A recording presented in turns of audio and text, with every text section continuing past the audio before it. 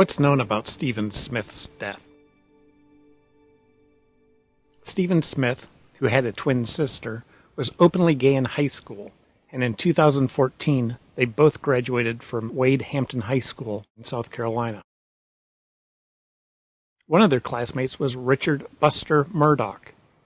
The Murdaugh family is one of the state's most preeminent legal families. After graduating from high school, Stephen Smith took courses at Orangeburg Calhoun Technical, a community college located about an hour from Hampton.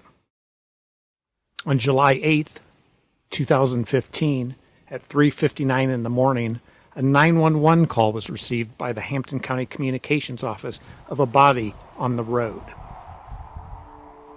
Upon arrival, a deputy with the Hampton County Sheriff's Office found a young white male dead in the center of Sandy Run Road in Crocketville, South Carolina, a small town about 4 miles from Hampton. The body had no identification.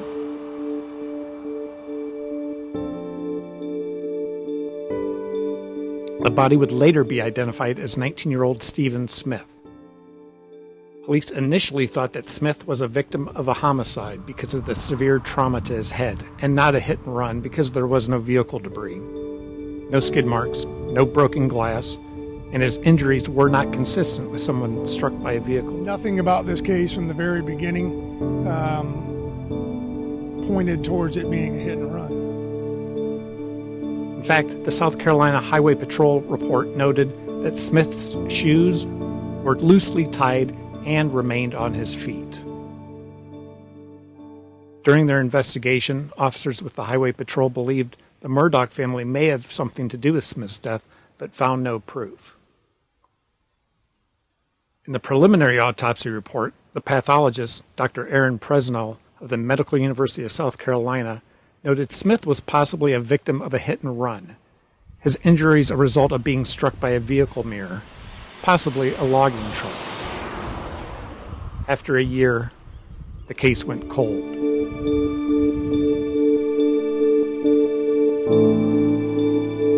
On June 7, 2021, Buster Murdaugh's brother, Paul Murdaugh, 22, and their mother, Maggie Murdaugh, 52, were found dead of gunshot wounds outside their family's South Carolina home in Colleton County. We're just regular people, and we're hurting just like they would be hurting if this had happened to them. 15 days later, on June 22nd, a spokesperson with the South Carolina Law Enforcement Division announced the investigation into the death of Stephen Smith would be reopened based on information gathered during the Murdaugh double homicide investigation.